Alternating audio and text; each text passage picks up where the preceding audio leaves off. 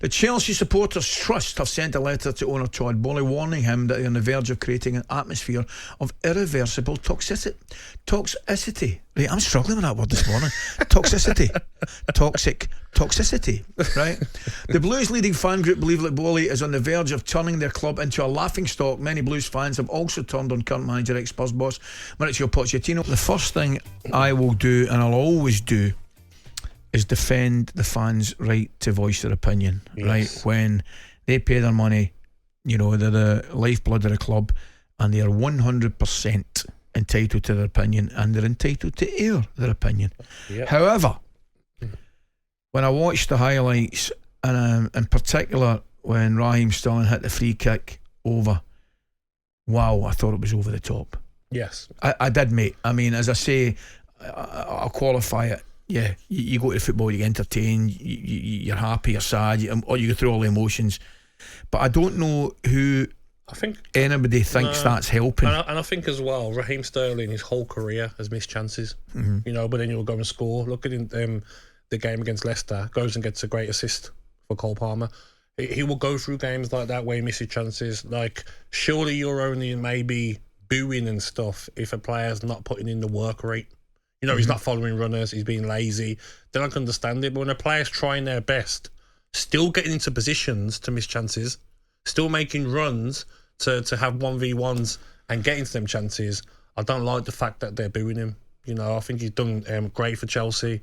Going through a hard time, you need your fan base to give you a bit of support. Yeah. So I didn't like it from the Chelsea fans. It didn't sound good. Do you think have Chelsea fans have they got a problem with the owner and the manager? Clearly there's an element of the Chelsea fans can't forget that Pochettino was at Spurs, but I'm trying to flip it and look at Manchester United. Have Manchester United fans, are they now in a position where they look and say, wow, Sir Jim Ratcliffe, you know, we've got to give this guy a chance, he could be the real deal, extremely talented businessman, looks as though he knows what he's doing, he's, you know, appointing people in the background.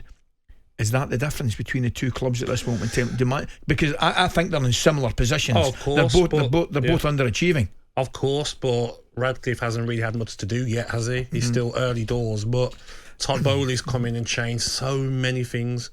You're talking about the people in the boardroom, changed so many of them familiar faces at Chelsea, and it's not worked, has it? But if you're Pochettino, he's making these big decisions and he's taking certain players off. Give him a chance.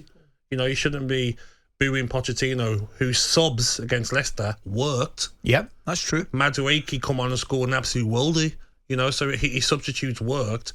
I think the Chelsea fans have to just step back a bit and give, you know, the manager a chance. Well, we wanted a couple of calls. 03717223344 was the number we asked you to call, and Paul has just done that, and Paul's a Chelsea fan. Paul, thanks for joining us this morning. What do you think of the situation? Good morning, Paul. Good morning, lads.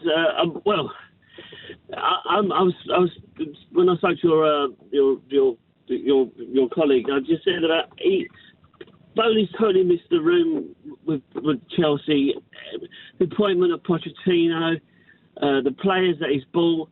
I mean, I can't understand for the life of me what is the end goal here for Boehly.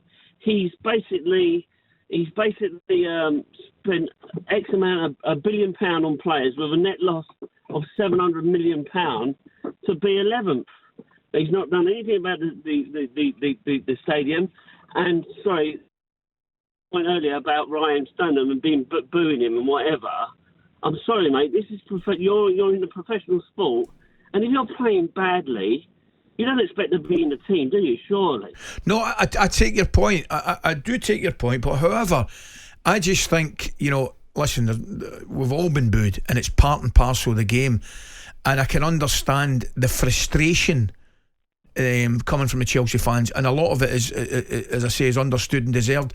But I just don't think it, at this particular time, I don't think it helps MD. Do you know what I mean? I get, you know, I get it. I understand. I do understand football fans totally, but I think probably, and it is difficult, Paul. I think now is the time kind of for Chelsea fans to get together. Okay, we've had all this success over the years, and we might have a couple of barren years. It might be a struggle for a little bit of a period, but we need to get behind the team.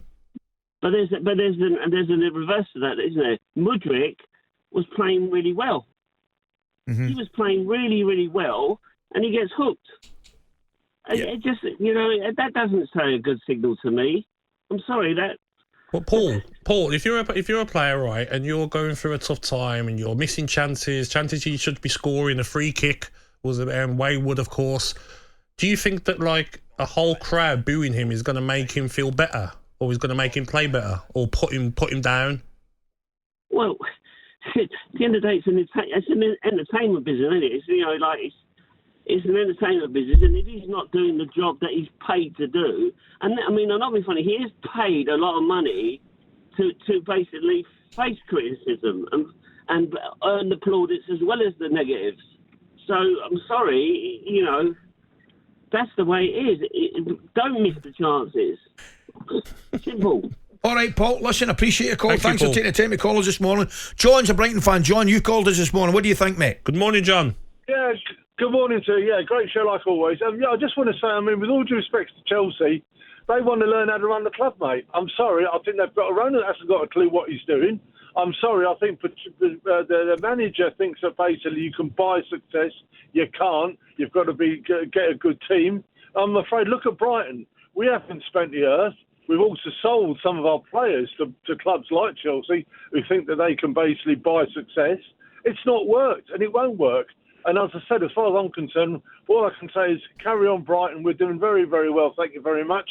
We've been ahead of Chelsea now in respect of in the league position for about 2 or 3 seasons now. John, so, as far as I'm concerned, John, there hasn't been a better run club. I'll tell you right now, there hasn't been a better run club in the country than Brighton over the years, over the past period. However, I think you've got to cut Pochettino a little bit of slack because he's not responsible for buying all those players and spending all that money, mate. No, I totally agree with you on that one. But as I said, at the end of the day, though, who is running the club? Who's there to actually produce the goods for that club? Is it the manager or is it the owner? Yeah. You've got to have a deal between the two. The one thing you can say about old Brighton with old Bloom, bless him, is the fact that he knows that the manager's the manager, he's the chairman, and they get on well and all the rest of it. So as far as I'm concerned, as I said, that is the problem. And I'm afraid, with all due respect to Chelsea, and I'm not knocking against Chelsea personally, but all these big clubs, so-called big clubs, they have all these so-called what I call £1 million players. They're more about the £1 million players than they are about the team. As we say in Brighton, we are together. That's the fans, the players, and also the team, and also the chairman. We're together in the Premier League, and that's the way you beat the Premier League, and that's why we're doing well. No doubt about it, John. That's no argument. Absolutely no complaints about that. Brighton have been firing, and they've been an example to every other team in the league in terms of the recruitment players they've brought in a bigger part. You've got to give Poch a bit of time now. Oh yeah, you've got to give him a bit of time. And yes, it's been a disappointing season. Chelsea can't be bottom half of the table. No, I'm giving him time. Of course I am. He has to be given the summers, try and get a few out, a few in. And then definitely needs to start next season to prove himself. I think it's the same as United. There's no way it's an overnight fix, mate. talkSPORT Breakfast, waking you up Monday to Friday morning from 6 a.m. on AM, on DAB, via the talkSPORT app and on your smart speaker. talkSPORT.